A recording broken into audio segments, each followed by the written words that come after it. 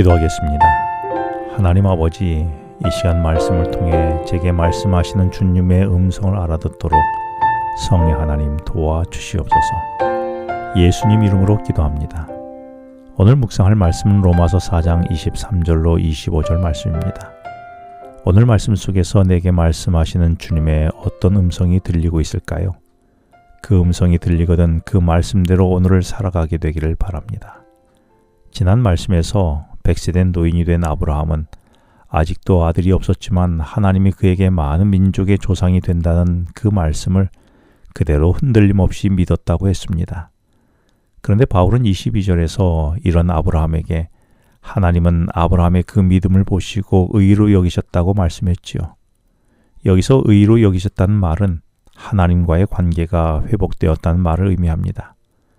그런데 이어지는 23절 말씀에서 지난 22절에서 그에게 의로 여겨졌다고 기록한 것은 아브라함만을 위한 것이 아니라고 말씀했습니다.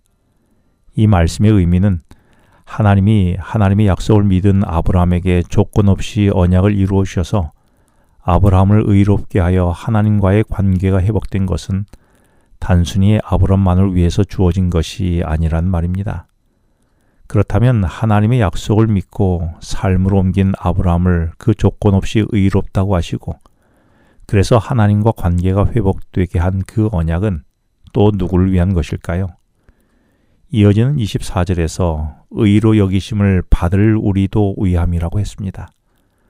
따라서 우리에게도 아브라함처럼 하나님께 삶을 의탁하면 그리고 믿으면 하나님께서는 반드시 조건 없이 약속을 이루어주는 에판겔리아를 이루어 주시겠다는 것입니다. 하나님은 이 사실을 우리에게 알려주기 위해서 그 본보기로 아브라함을 세우셨던 것입니다.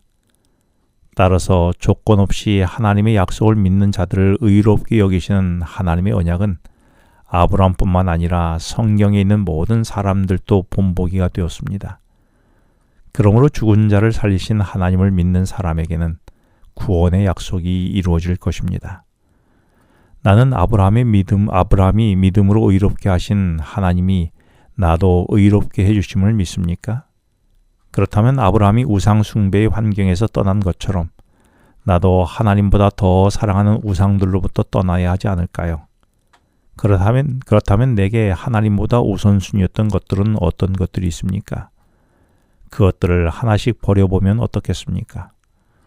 그럴 때 아브라함이 하나님과 관계가 회복되었고 의로웠던 것 같이 나도 의롭다고 주님이 말씀하지 않으실까요? 그런데 이렇게 하나님과의 관계가 해결되기 위해서는 먼저 해결되어야 할 것이 있습니다. 그것은 바로 하나님과의 나와의 관계를 갈라놓은 나의 죄 문제였습니다. 이 문제가 해결되어야 내가 비로소 의롭게 되는 것이지요. 그렇다면 이 문제를 해결하고 나를 의롭다고 하기 위해서 하나님이 하신 일이 무엇이었을까요? 그것이 25절에서 예수님이 우리가 범죄한 것 때문에 내줌이 되었다라고 말씀합니다. 다시 말해 예수님으로 하여금 우리의 죄를 대신 지고 십자가에 못 박히도록 내어주셨다는 말이지요. 그렇게 하여 내가 내 죄로 인해 죽어야 할 그 죽음을 주님이 해결하셨다는 것입니다. 그런데 이렇게 예수님의 죽음으로 끝이 난다면 거기에는 또한 희망이 없습니다. 그리고 예수님이 구주일 수도 없게 됩니다. 죽음을 이겨내야 했던 것입니다. 그래서 25절에서 이어서 말씀하시기를 또한 우리를 의롭다 하시기 위하여 살아나셨느니라 라고 했습니다.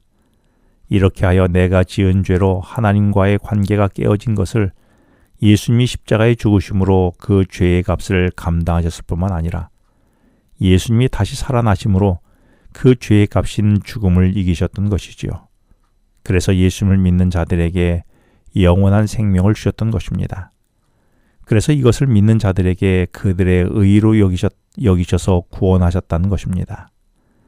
나는 너무 중요하기에 너무 자주 들었던 예수님이 내 죄의 문제를 해결하기 위해 죽으시고 부활하셨던 이 사실을 진심으로 믿고 있습니까?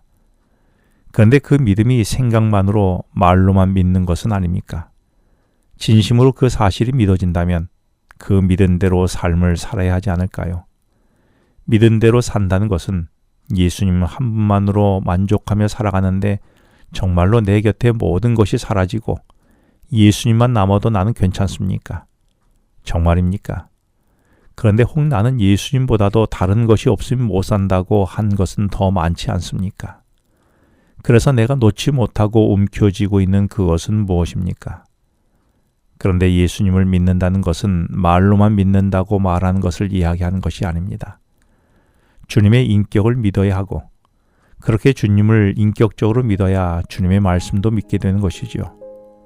이는 마치 어린아이가 엄마의 인격을 믿을 때에 온전히 자신을 의탁하고 신뢰한 것과 같습니다. 그래서 아이는 이렇게 자라며 말투와 걸음걸이와 생활 습관과 사고가 부모와 동일시되어 가는 것입니다. 그렇다면 내가 예수님을 믿는다고 했는데 그 예수님을 나는 인격적으로 믿고 의탁하고 있습니까? 혹 나는 그동안 예수님을 믿는 나의 이 믿음은 인격 없는 그냥 공허한 믿음은 아니었습니까? 그래서 내 믿음은 맹목적 믿음은 아니었나요? 나를 위해 2000년 전 십자가에 돌아가신 그 예수님을 말로만이 아니라 인격적으로 경험하고 믿어야 하지 않을까요? 기도하겠습니다. 하나님 아버지, 아브람만을 위해서가 아니라 나를 위해서도 십자가에 죽으신 예수님을 인격적으로 만남으로 그 예수님을 믿는 믿음이 삶으로 이어지게 하여 주시옵소서.